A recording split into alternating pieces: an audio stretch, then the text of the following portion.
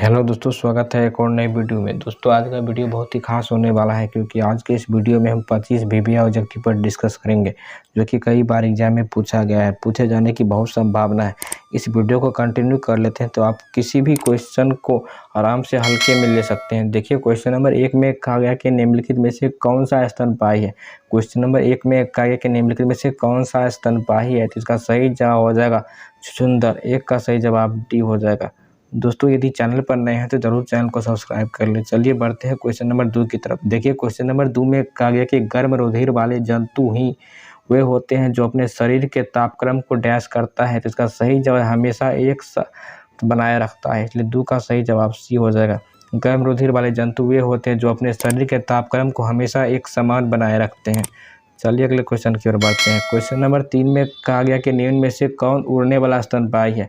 Question number 3 में कहा गया कि निम्न में से कौन सा उड़ने वाला स्तनपायी है, जिसका सही जवाब हो जाएगा चमगादड़। 3 का सही जवाब डी हो जाएगा। निम्न में से कौन उड़ने वाला स्तनपायी है, तो चमगादड़ will be right answer.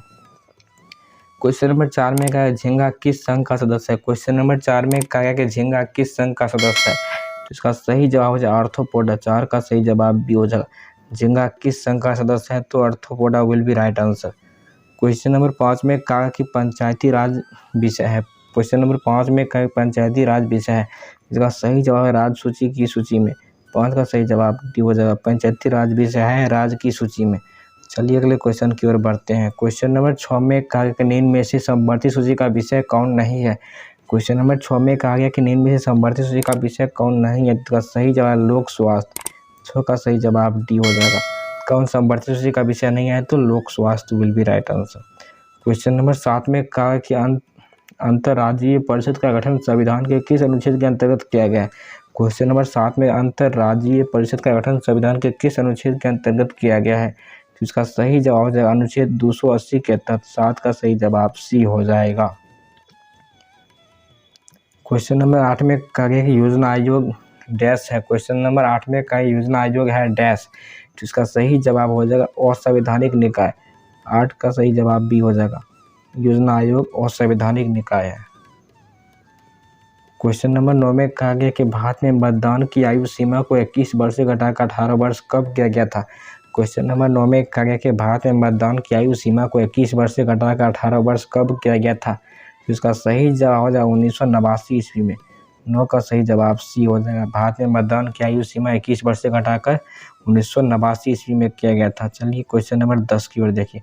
Question number 10 में कहा गया कि विधान परिषद का सदस्य बनने के लिए निर्धारित न्यूनतम आयु कितना होता है। क्वेश्चन नंबर 10 में कहा गया कि विधान परिषद का सदस्य बनने के लिए निर्धारित न्यूनतम आयु कितना होता है, तो इसका सही जवाब हो जाएगा 30 वर्ष। 10 का सही जवाब ये हो जाएगा। विधान परिषद का सदस्य बनने के लिए न्यूनतम आयु 30 वर्ष होना चाहिए। क्वेश्चन नंबर 11 में कहा गया छत्तीसगढ़ भारत का डैश राज्य बना था। देखिए क्वेश्चन नंबर 11 में कहा गया छत्तीसगढ़ भारत का डैशवां राज्य बना था, तो इसका सही जवाब हो जाएगा 26वां राज्य बना था। 21 का सही 11 का सही जवाब डी हो जाएगा। छत्तीसगढ़ भारत का 26वां राज्य बना था। देखिए क्वेश्चन नंबर 12 में कहा कि रेड इंडियन जनजाति किस क्षेत्र में रहते हैं। क्वेश्चन नंबर 12 में रेड इंडियन जनजाति किस क्षेत्र में रहते हैं, तो इसका सही जवाब हो जाएगा उत्तरी अमेरिका में। 12 का सही जवाब सी हो जाएगा। रेड इंडियन जनजाति किस क्षेत्र में रहते हैं, तो उत्तरी America will be right answer. Question number 13 में कहा कि एस्किमो जनजाति कहाँ निवास करते हैं। क्वेश्चन नंबर 13 में एस्किमो जनजाति कहाँ निवास करता है, तो इसका सही जवाब है कनाडा के टुंड्रा प्रदेश में। 13 का सही जवाब डी हो जाएगा। एस्किमो जनजाति कहाँ निवास करता है, तो कनाडा के टुंड्रा प्रदेश में। चलिए अगले क्वेश्चन की ओर बढ़ते हैं। क्वेश्चन नंबर 14 में कहा खिरगिज जनजाति किस क्षेत्र में रहते हैं। क्वेश्चन नंबर 14 में कहा गया कि खिरगिज जनजाति किस क्षेत्र में रहते हैं, जिसका सही जवाब है मध्य एशिया में। 14 का सही जवाब ये हो जाएगा। खिरगिज जनजाति किस क्षेत्र में रहते हैं, तो मध्य Asia will be right answer. Question number 15 में कहा कि निम्न में से राज्यपाल शपथ ग्रहण कौन करवाता है। क्वेश्चन नंबर 15 में कहा निम्न में से राज्यपाल शपथ ग्रहण कौन करवाता है, तो इसका सही जवाब हो जाएगा उच्च न्यायालय का मुख्य न्यायाधीश। 15 का सही जवाब सी हो जाएगा। राज्यपाल उच्च न्यायालय के मुख्य न्यायाधीश को शपथ ग्रहण करवाता है। क्वेश्चन नंबर 16 में कहा गया कि लोकसभा में किसी राजनीतिक पार्टी का विरोधी पार्टी की सीट प्राप्त करने के लिए न्यूनतम कितनी सीटें प्राप्त होनी चाहिए, इसका सही जवाब हो जाएगा इनमें से कोई नहीं। 16 का सही जवाब डी हो जाएगा। इनमें से कोई नहीं हो जाएगा, ना 15 होगा, ना 20 होगा, ना 25% होगा। क्वेश्चन नंबर 17 में कहा गया कि अफ्रीका की मूलभूत जनजाति पिग्मीज किस नदी घाटी में पाए जाते हैं। क्वेश्चन नंबर 17 में कहा गया कि अफ्रीका की मूलभूत जनजाति पिग्मीज किस नदी घाटी में पाए जाते हैं। तो इसका जो सही जवाब हो जाएगा वह कांगो बेसिन हो जाएगा। 17 का सही जवाब सी हो जाएगा, कांगो बेसिन सही हो जाएगा। चलिए अगले क्वेश्चन की ओर बढ़ते हैं। क्वेश्चन नंबर 18 में कहा गया कि विद्युत अपघटन अभिक्रिया में अपचयन की क्रिया कहाँ होता है। क्वेश्चन नंबर 18 में कहा गया कि विद्युत अपघटन अभिक्रिया में अपचयन की क्रिया कहाँ होता है। तो इसका सही जवाब एनोड पर, 18 का सही जवाब भी हो जाएगा। एनोड पर विद्युत अपघटन अभिक्रिया में होता है अपचयन। चलिए अगले क्वेश्चन की ओर बढ़ते हैं। क्वेश्चन नंबर 19 में कहा गया कि किसी यौगिक में क्षारीय धातु का ऑक्सीकरण संख्या का मान कितना होता है। क्वेश्चन नंबर 19 में कहा गया कि किसी यौगिक में क्षारीय धातु का ऑक्सीकरण संख्या कितना होता है। तो +1 होता है। 19 का सही जवाब हमारा बी हो जाएगा, +1 होता है। चलिए अगले क्वेश्चन की ओर बढ़ते हैं। क्वेश्चन नंबर 20 में कहा गया कि ऑक्सीकरण संख्या का मान होता है कितना, 0 होता है या धनात्मक होता है या ऋणात्मक होता है या इनमें से सभी होता है। देखिए जो ऑक्सीकरण संख्या का मान होता है वो हमेशा 0 होता है, धनात्मक और ऋणात्मक और सभी हो सकता है, इसलिए हमारा राइट आंसर 20 का डी हो जाएगा। ऑक्सीकरण संख्या का मान 0, धनात्मक और ऋणात्मक सभी हो सकता है।